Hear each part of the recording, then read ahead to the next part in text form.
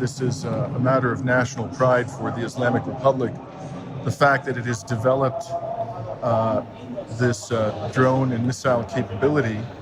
But I would also imagine that the Islamic Republic wants the international media to draw attention to the missile and drone capability of the Iranian military forces, because the country is under threat by the United States and Israel, and as we have seen over the decades, and particularly during the past 18 months, there really is no limit to the aggression and the barbarism of the American and Israeli militaries, along with their British poodles.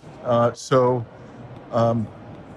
I would imagine that one of the goals of bringing the international media here is to communicate to people in the West that if, in fact, a war is launched upon Iran, there is going to be meaningful and quite painful retribution visited upon the military forces that are engaged or called upon to strike Iran. In other words, I think that this exercise has very likely something to do with deterrence.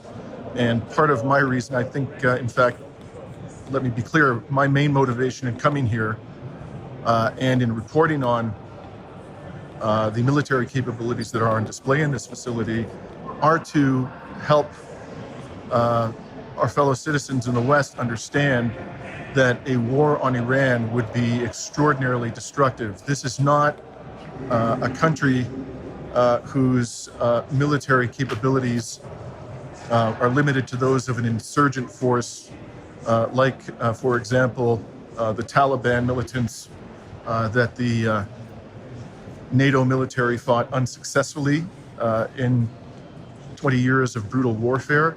And if NATO was unable to subdue the Taliban, who had little more than Soviet-era small arms, it would be quite foolish of us to assume in the West, when we're weighing up the actions of our government with respect to the Islamic Republic, that Western militaries would be able to defeat the Islamic Republic.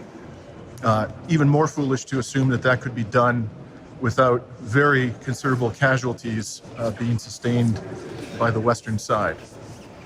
So here you can see some of the missile capabilities. Again, we were told these some of the missiles on display here are quite old, and they do not include the newer and more sophisticated models, which I imagine are not being put on display for national security purposes. One of the striking things about these missiles is the size of them. I mean, they're really quite enormous.